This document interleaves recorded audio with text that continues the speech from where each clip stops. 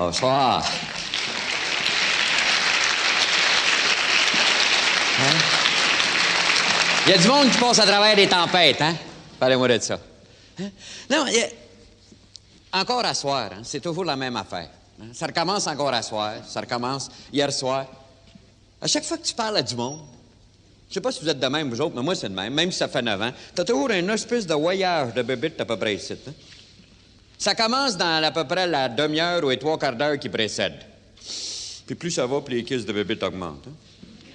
Le gars, tout à l'heure, descendu en bas, puis il dit « Tu marches-tu toujours de même? » Il dit « Oui. » C'est immanquable. Savez-vous pourquoi? Je l'ai trouvé pourquoi. C'est parce que quand tu parles à du monde, tout le monde te regarde. Ils t'ont des petits yeux terribles. Tiens, te regarde, puis ils disent « Qu'est-ce? On est-tu pogné pour la soirée avec lui? » Heureusement que c'est un billet qu'on m'a donné. Bon, donc, des efforts à faire. Avez-vous déjà remarqué que nous autres, on se fait vendre une affaire extraordinaire dans le Québec, la prudence? Des hauts de main, on dit d'être prudent. On t'enseignait un dicton extraordinaire. Un tien vaut mieux que 2, tu l'auras. Fait que toi, t'as abouti avec un tien, puis le voisin est 2, tu l'auras. On a dit, ce qui est important, c'est d'avoir 2 cordes à ton arc. As-tu déjà essayé de tirer avec un arc puis 2 cordes, t'es tout pogné dans la corde? Qu'est-ce que ça prend qu'une corde, mais une maudite bonne? Mais nous autres, on a toujours été de même. Hein? On essaie à faire un coup de circuit, puis tu essaies à garder ton pied sur le premier but en cas. Ça fait écarter en tabarslac vers le 3e. Ça fait mal. Hein? Tu dis, pour moi, c'est pas possible. Puis c'est de même tout le temps. On a peur de faire des choses puis d'oser prendre des risques. Puis dans notre vie, c'est pas ça. Combien... Puis repassez ceux qui ont 40, 45 ans. Combien de chances que vous pouvez revenir en arrière et dire, tabarslac. Je l'ai eu à la chance cette fois-là. Cette affaire-là. On a tout passé à travers. Il y a des gens qui me disent, mon père m'a dit, Jean-Marc, toi, t'es chanceux. Sais-tu, c'est ça ton affaire. T'as un fer à cheval, je te dis pas où, mais là. Puis je suis pas plus chanceux que lui. Sauf que moi, j'étais disponible peut-être plus que lui à la chance. Par un heureux hasard, probablement. Pour moi, tu as le droit de changer d'orientation. Tu as le droit de faire autre chose. Tu as le droit de penser à autre chose. Tu dois dire, hey, c'est-tu moi qui m'aime, c'est moi qui vais le faire. Hein? Ma job aimait ça. Hein? C'est pas ça, oser. On n'ose jamais faire ce qu'on aime. Puis ce qui est fort, c'est quand quelqu'un ose. Quand quelqu'un dit, tabarnouche, on veut ça, on va le faire. Vous voulez voir un exemple? Il y a 4 semaines, j'étais à Bécomo. 4 à 5 semaines. Puis j'avais du temps de libre dans la journée. Alors, j'ai commencé à visiter un peu la ville.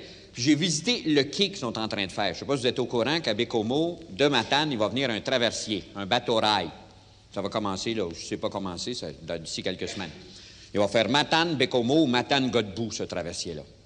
Savez-vous l'histoire de ce traversier-là à Matane? C'est une histoire extraordinaire. Il y a 25 ans qu'il en parle de ce traversier-là. 25 ans. Alors, il allait faire un tour à Ottawa. Puis là, il dit à Ottawa, on voudrait un traversier pour relier la rive sud à la rive nord. Puis les gens d'Ottawa, ils disaient évidemment, tout à fait nécessaire. Important pour l'économie de la rive sud. Évidemment, on ne peut pas tout faire tout seul. Il faudrait absolument que le provincial embarque. Fait que là, il y a le provincial à Québec. Il dit, un traversier, absolument nécessaire à Matane, un traversier. Évidemment, il faudrait que le municipal embarque. Fait qu'il y a le municipal, Matane. Puis là, le Matane, il dit, nous autres, on est bien prêts à embarquer, mais il faudrait que le fédéral embarque. 23 ans de voyage. Ça fera vraiment un traversier, ça. Sauf que, il y a 2 ans, sont 40 gars de Matane dans la même salle. Puis à un moment donné, il y a un gars qui se lève et dit, messieurs, savez-vous ce que ça prend pour partir une entreprise de traversier? Les gars disent, non, quoi? Un traversier. Les gars disent, qu'est-ce que c'est-tu vrai? Ça prend être traversier. Ce soir-là, 40 gars ont fait des chèques. Le lendemain, on est allé à la banque avec les chèques, on les a déposés pour en emprunter. Puis une semaine après, ils étaient rendus à Vancouver, 4 ou 5 gars du groupe, pour acheter un traversier. Ils ont acheté un gros, hein? Pas un petit, 37 wagons chargés. Le 2e plus gros, je pense, au Canada. Un énorme traversier. Puis quand ils ont eu les droits de propriété du traversier, là, ils sont allés à Ottawa, puis ils ont dit, nous autres, à Matane, on a un petit problème. On a un bateau, puis il n'y a pas de quai. Là, le fédéral dit, évidemment, le département du transport, ceci relève de nos responsabilités. Il va falloir faire un quai. Ils ont commencé à demander des soumissions pour le quai. Puis pendant qu'ils demandaient des soumissions pour le quai, Il y a un gars au Canadien national qui a dit « Hey, c'est important cette entreprise-là. Elle va voyager ces lignes du Canadien national de Matane. Il faudrait s'intéresser à cette entreprise. % des actions du traversier. Il y en a 51 % qui appartiennent à des gars de Matane. Des gars de Matane qui ont osé acheter un traversier. Prends du courage. Il y avait un risque. Te où-es-tu pogné avec un traversier avant? Te vois-tu annoncer dans le journal de Montréal petit traversier à vendre, pouvant transporter 37 wagons, serait prêt à sacrifier quelque chose dessus? Hein? T'es pas sorti du bois de suite, hein? Prenez du guts, la famille l'a fait. Il l'a fait. Hein? Quelqu'un a osé dire « Hey, c'est à nous autres, on le fait-tu? » Je racontais ça la semaine dernière à Mont-Laurier. À Mont-Laurier, ils ont un parc industriel. Mais ça va coûter 2 millions pour les services pour le parc. Puis là, tout le monde est découragé, Fred, parce que le provincial a refusé. Ils n'ont pas d'octroi. Ils n'auront pas de parc.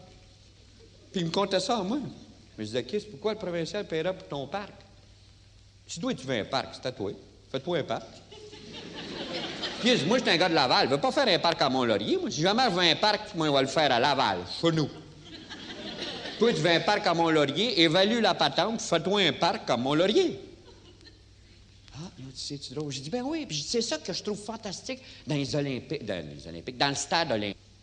Je regardais la Coupe Grey l'autre fois, puis j'étais fier de la regarder la Coupe Grey. Fait que je me disais, les 100 000 Canadiens qui sont venus voir la Coupe Grey chez nous, puis qui ont vu le stade olympique, j'espère qu'on leur a dit, ça, messieurs, ce stade-là, c'est à nous autres. On l'a fait nous autres. Toi, de l'Ouest, t'as rien eu à voir dedans. Le béton, on l'a tout fait même, puis Kiss, on va le payer pour les prochains 40 ans. Mais il est à nous autres. Si toi, Winnipeg, jamais ça te tente d'avoir un stade, fais-toi-en un. Puis quand je suis venu la semaine dernière, on m'a parlé que vous seriez peut-être intéressé à avoir un Colisée.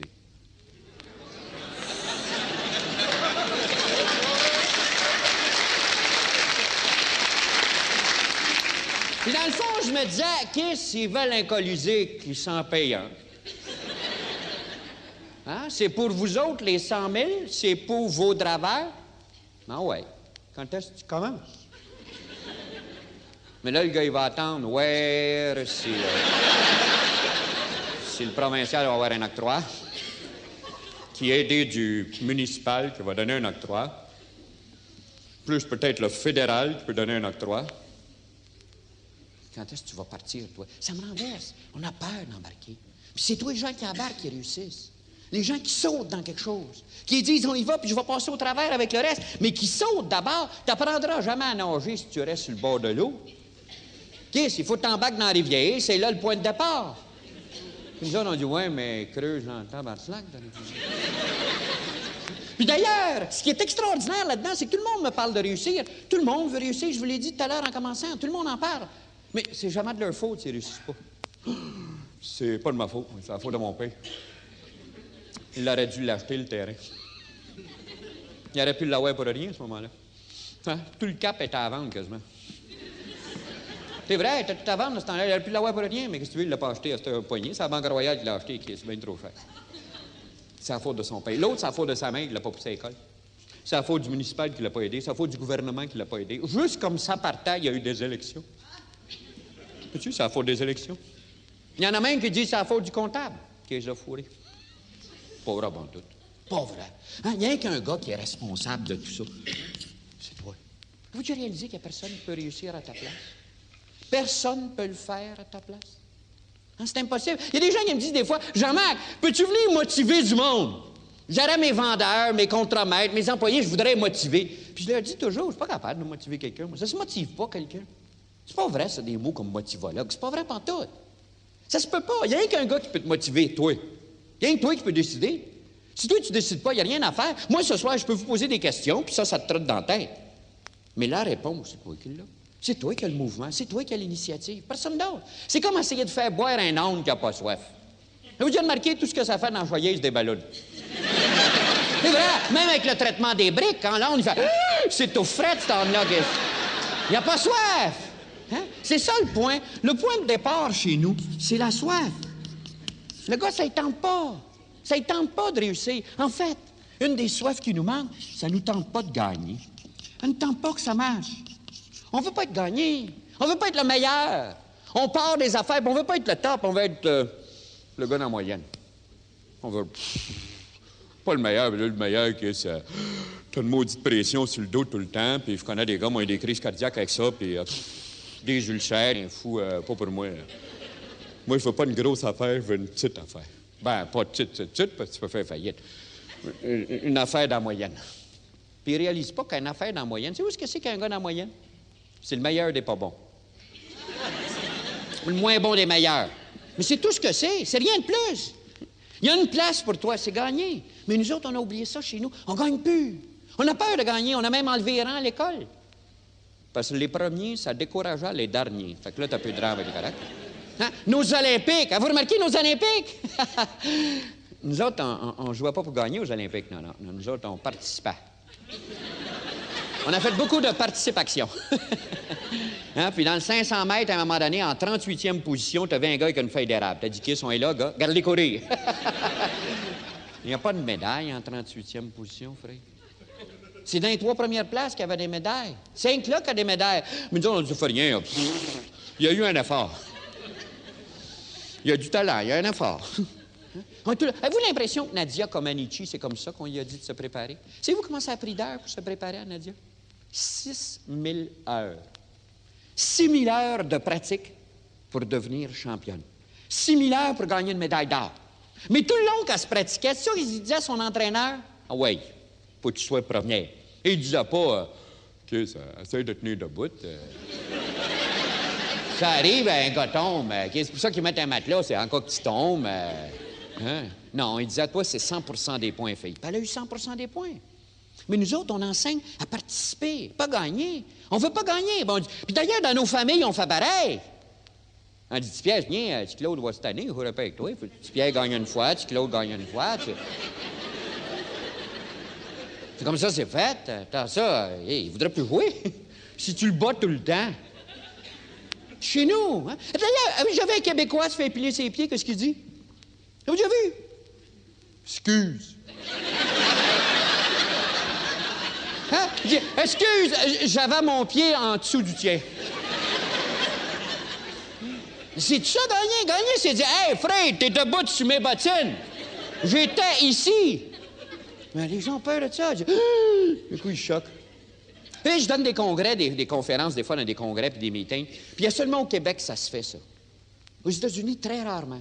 Mais au Québec, ça se fait régulièrement. Au Québec, tu arrives dans une grande salle vide, puis tu as 2-3 Québécois qui rentrent, puis ils s'aperçoivent que la salle est vide. As-tu déjà remarqué où est-ce qu'il s'assoit?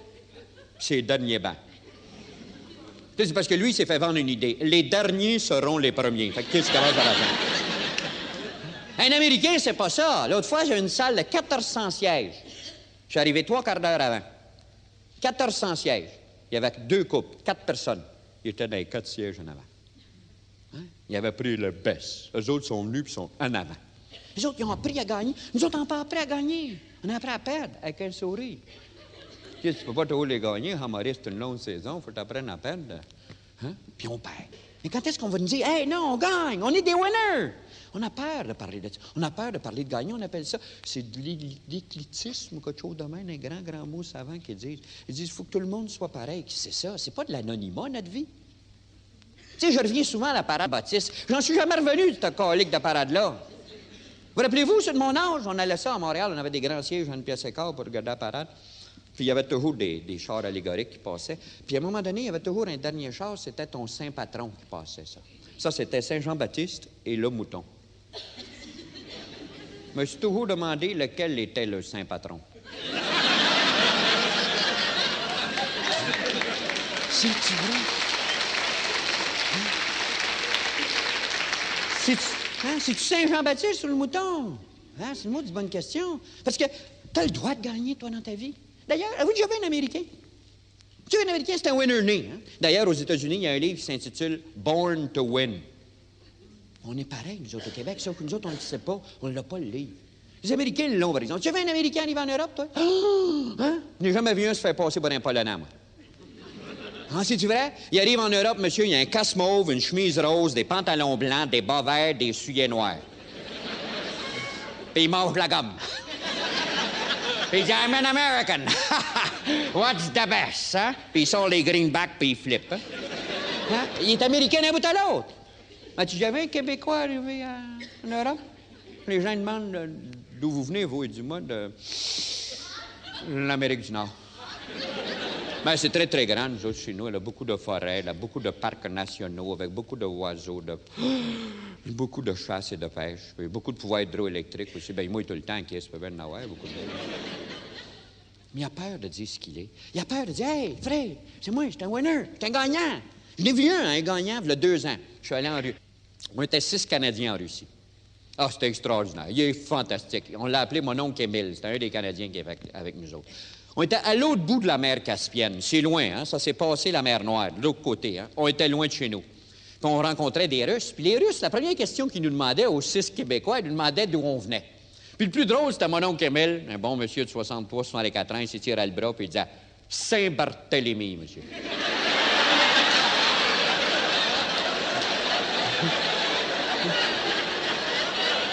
Les Russes pensaient que c'était un pays, Saint-Barthélemy, eux autres. Hein? Hey, il y a 1600 habitants, Saint-Barthélemy, monsieur, hein? Mon oncle Émile, c'était un winner. D'ailleurs, j'ai demandé à mon oncle Émile, j'ai dit, qu'est-ce que tu fais à Saint-Barthélemy, mon oncle Émile? Il dit, moi, j'ai une carrière. Ah, j'ai une carrière de pierre. Ouais. Il dit, es-tu grosse, ta carrière? Grosse? Il dit, la plus grosse de Saint-Barthélemy, monsieur. Ben, qu'est-ce qu'il n'y en a qu'une? Mais c'est une grosse. Mais nous autres, on est habitués à des petites affaires. Je demande à des gens, ça fait-tu longtemps que t'en as fait 18 ans, ouais? C'est un gros commerce? Non, c'est juste un petit commerce. Dans la cave chez nous. Moi, je suis bien bratis, parce qu'il y a des fenêtres, je vois les pieds passer. Pas pour ça, l'été, c'est bien le fun. T'as pas besoin d'air conditionné, c'est très frais dans la cave. L'hiver, c'est plate parce que la caisse de fournaise fait bien du bruit. Mais... pour été là. Quand est-ce qu'on va dire qu'est-ce que t'es le plus gros du bout? Je suis le géant du bout. Hein? Je dépasse tout ce qu'il y a autour. Je grandis, passer tout ça. Pourquoi pas? Pourquoi pas? Hein? J'en reviens jamais, c'est ça qu'on a peur. On a peur de dire gagner. Puis d'ailleurs, on n'a pas appris à perdre avec un sourire chez nous. Ça fait pas des centaines d'années qu'on nous montre à perdre. Hein? Relisez votre... Oui, j'ai relu votre histoire du Canada. Ah, j'ai relu ça il y a 3-4 ans. J'ai sorti des livres qui étaient dans la cave chez nous, puis j'ai retrouvé mon histoire du Canada, régime français par les frères maristes.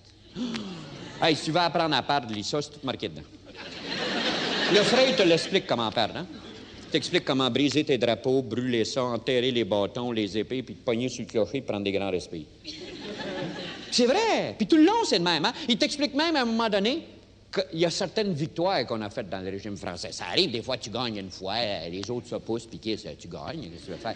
Hein? C'est arrivé une couple de fois, mais à chaque fois, il commence le chapitre qui suit une victoire en disant « Il ne se doutait pas qu'il était pour perdre la prochaine fois. » Puis il rachète la victoire. Hein? Puis on fait pas ça toute sa vie. Il nous explique même que Dollard Desormeaux, avant d'aller se battre au Lonceau, c'est vous ce qu'il a fait? Il est allé à la confesse et communier.